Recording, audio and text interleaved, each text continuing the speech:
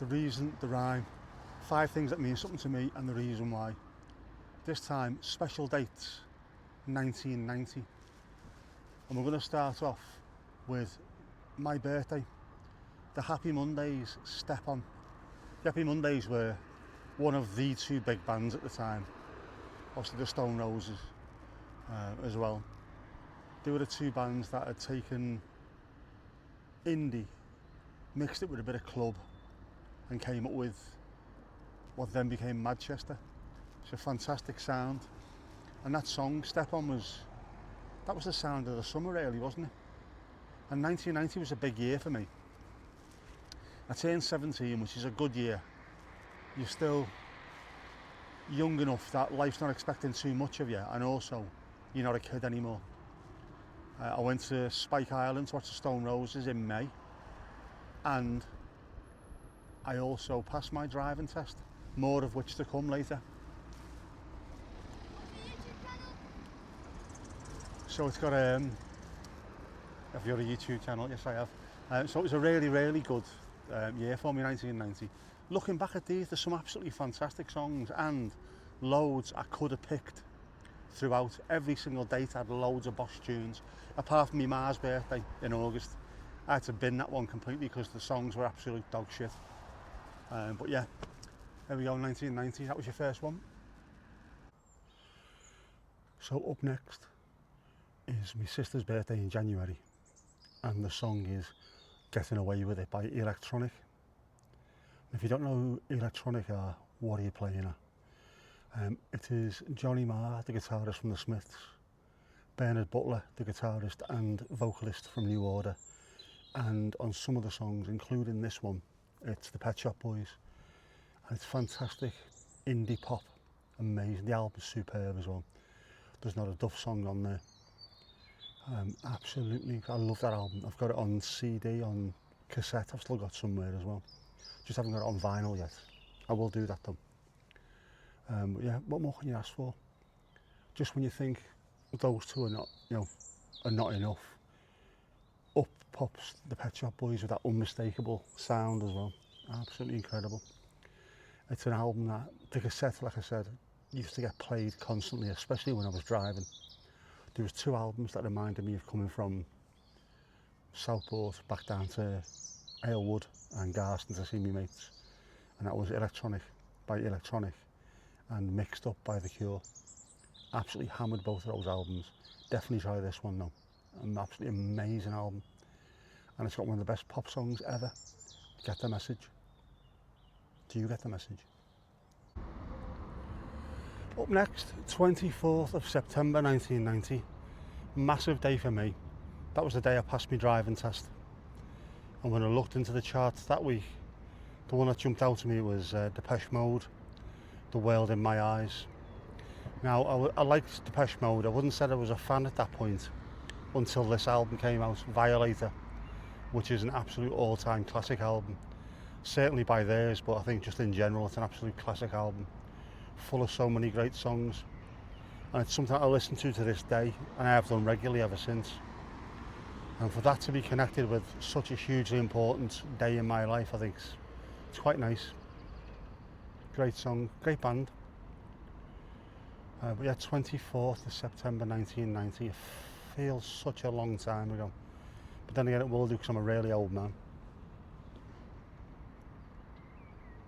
Where's the time gone, man? Where's the time gone?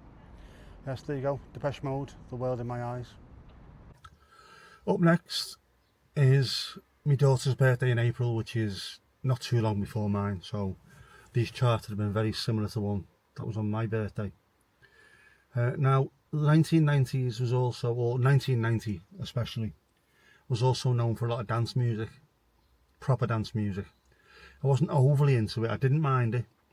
But I found that whenever we went out, if there was somewhere where they were playing music, dance music really loudly, it started to make me feel a bit sick. I don't know if it was something to do with the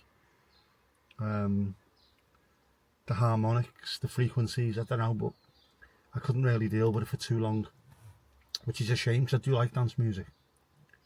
And there was some good stuff back then. I'm trying to think of, what was there? Dubs International. Sorry, Beats International. Dub Be Good To Me. Norman Fatboy Slim Cook and Lindy Layton, was it, on vocals, who was in Grange Hill. Guru Josh, Infinity, 1990s, Time for the Guru. It must have been, because I've not heard about him since. Good tune though. And the one that really stuck out on this particular date was Easy Posse. Everything starts with an E. E-Z-E-E, Easy Posse. With, I was going to say thinly veiled, not even thinly veiled, references to chemical consumption. But it's got Hendrix guitars in there. It's a fantastic tune, to be honest with you. And it's something that whenever I hear it, I've got it on a playlist on Spotify. Whenever I hear it, I'm taken straight back in time to 1990 with me mates, wearing me purple long sleeve t-shirt, baggy jeans, bucket hat.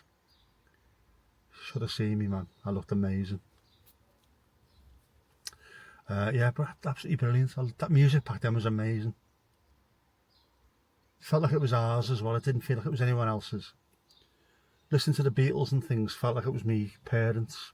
Simon and Garfunkel, Searchers, Jerry and the Pacemakers. All that stuff was theirs. This was ours. It was different.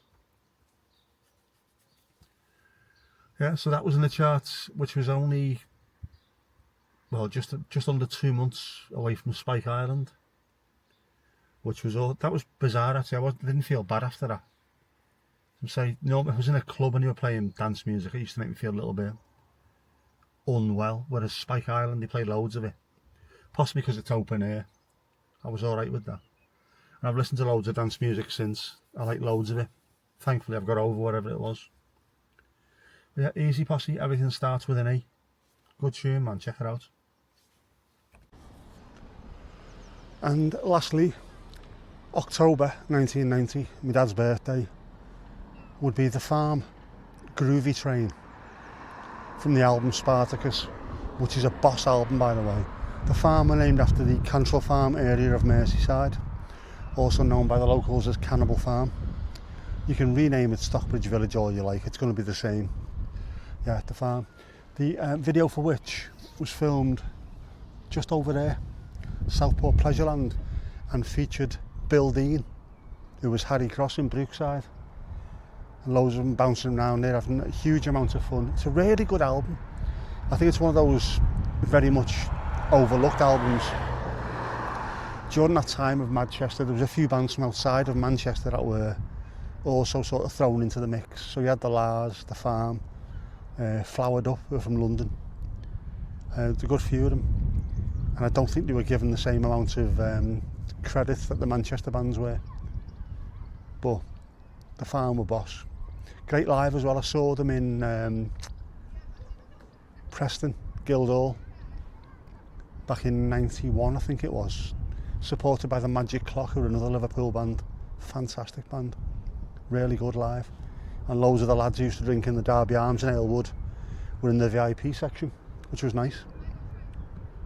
What a great year for music 1990 was, and for memories. It was it's funny when I hear all these songs. I've played every single song that I've mentioned in this this episode, and they've all brought back memories for that year. Sometimes you listen to a song and it doesn't necessarily bring back a memory of that year, but a memory of years later when you've listened to it. These are all 1990. As Guru Josh said, Time for the Guru. Fantastic, what a great year. Anyway, yeah, another one done, 1990. Great year, great year. So there you go. There's my 5 things that mean something to me and the reasons why. What are yours? Let me know in the comments below. And if you like that 5, why not check out these next? Or even these.